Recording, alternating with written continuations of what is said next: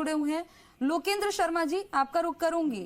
क्या उम्मीदें स्वास्थ्य के क्षेत्र में ये बजट कितना क्रांतिकारी साबित हो सकता है, कितनी उम्मीद? चिकित्सकों को, हम चिकित्सक शिक्षकों को बहुत उम्मीद इस चीज की है कि राज्य में सबसे पहला Rajasthan institute of medical science बनने जा रहा है। वो एक बहुत बड़ी पहल है जो इतने सालों में आज तक कभी किसी सरकार ने नहीं सोची। एक एम्स स्तर का राज्य का मेडिकल कॉलेज, जिसको हाल ही में मीडिया के माध्यम से पता चल रहा है कि इसको एक रिसर्च इंस्टीट्यूट बनाने जा रही है सरकार।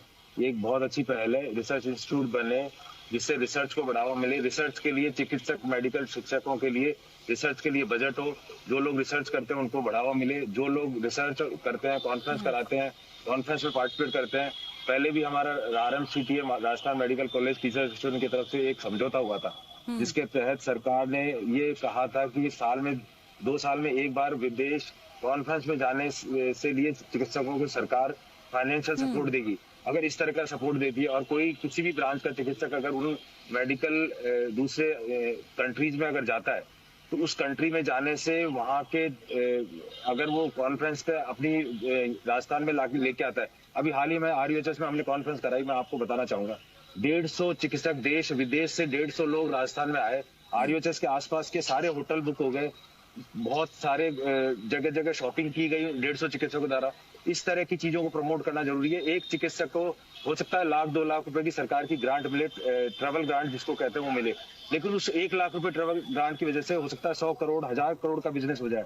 अभी हाल ही में स्किन की कॉन्फ्रेंस हो रही थी जयपुर RUHS के पास में, उसमें भी हजारों चिकित्सक आए। ऐसे हमने pharmacy council SMS medical college में कराई थी, उसमें 2000 चिकित्सक आए थे। तो 2000 चिकित्सक पूरे देश से आते हैं, पूरे विदेशों से आते हैं, तो उन इतने चिकित्सकों का राजस्थान के जो इंडस्ट्री को इतना फायदा होता है। अभी हाल ही में कलकत्ता में भी हमारा जाना हुआ, कलकत्ता में भी कॉन्फ्रेंस को लेके और कई तरह के हमारे हुए।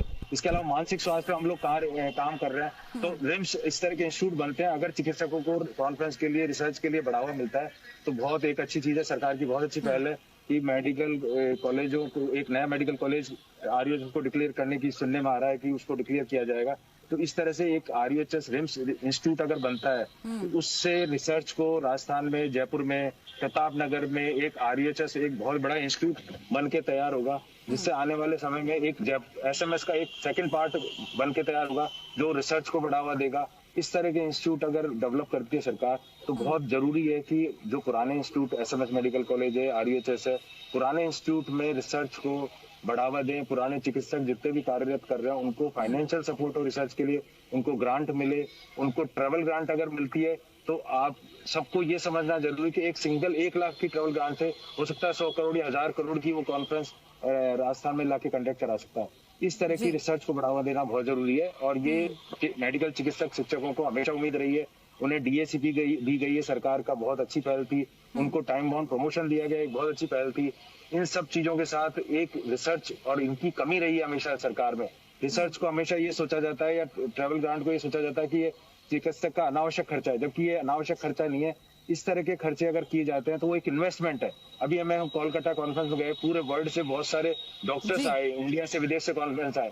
वहाँ कलकत्ता जो गवर्नमेंट थी उन्होंने बहुत सारी हमारे साथ इंटरेक्शन करी और ये जो एक पहल है, उनकी पहल ये है कि वो चाहते हैं कि कलकत्ता में पूरे वर्ल्ड की या जितनी भी डॉक्टर्स की एसोसिएशन है, सब एसोसिएशन कलकत्ता में आके कॉन्फ्रेंस का। हमारे कई चिकित्सकों ने उनके साथ MOU किया सरकार के साथ। और आने वाले समय में जो हम कॉन्फ्रेंस विदेशों में करते हैं, करवाते हैं, उनके पार्ट होते हैं, वो कॉन्फ्रेंस अगर हम जयपुर में RUHS के अंदर करवाएं या इस तरह के नए इंस्टीट्यूट में कराएं तो उससे हजारों करोड़ का फायदा होगा सरकार को और यहाँ के प्रदेश की जनता को फायदा होगा।